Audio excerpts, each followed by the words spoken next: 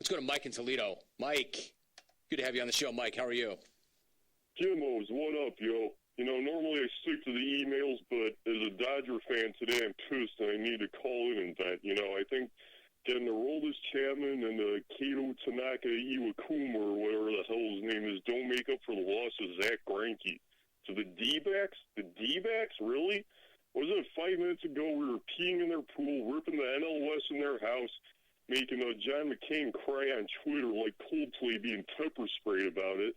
And now they rip a guy who statistically had one of the greatest seasons ever for a pitcher because of spreadsheets of the nerds in the front office from Tampa and Oakland we got, so we couldn't afford it.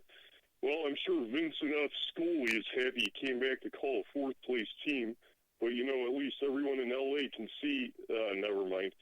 That's all I got. War of the Walrus finding his soulmate with references to the jungle on his dating profile, and War Adel hitting up the drive-thru at In-N-Out and being like, hello.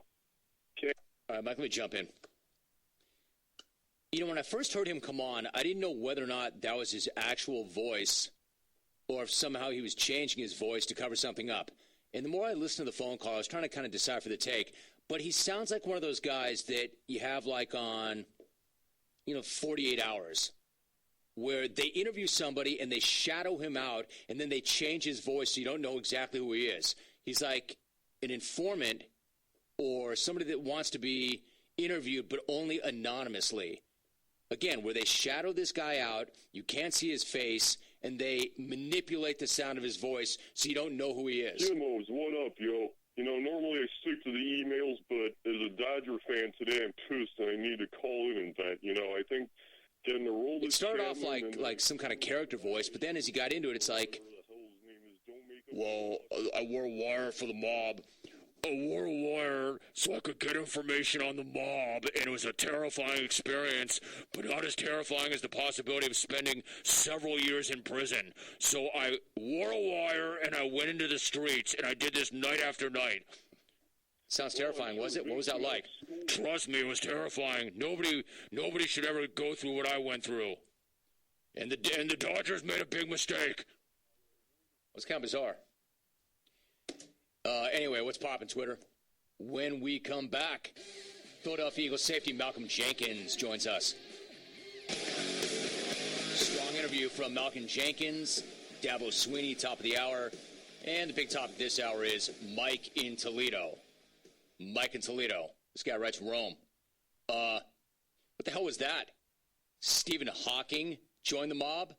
Dude sounded like he did about 15 whippets before that call.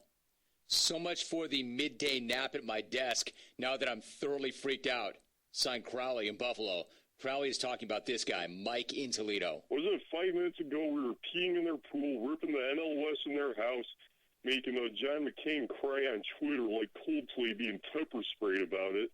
And now they rip a guy who statistically had one of the greatest seasons ever for a pitcher. All right, anyway, you get the point. Next one says, who was that guy? And that voice? He sounded like he's wearing somebody's skin as a mask. Tony in Oakland. This just says, what in the hell did I just listen to? That's either Andre the Giant or a caller's voice box batteries were going dead.